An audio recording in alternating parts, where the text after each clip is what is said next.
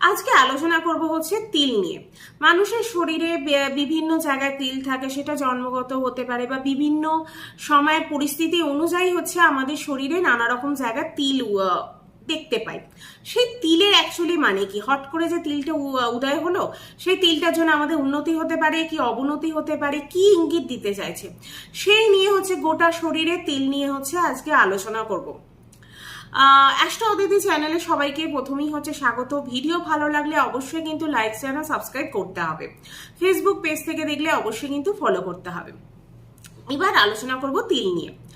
সামুদ্রিক ঋষি ও তারা লিখিত সামুদ্রিক শাস্ত্র অনুযায়ী হচ্ছে এখানে বর্ণনা করব তিল নিয়ে। এবার প্রথমেই হচ্ছে আলোচনা করব মাথা। এই মাথার মাঝখানে যদি কারো তিল থাকে, সে কিন্তু প্রচন্ড শান্ত, সৌম্য, একটা জেন্টল পার্সন হয়, বুদ্ধিমান হয়, বোঝার ক্ষমতা থাকে, পরিশ্রমী হয়,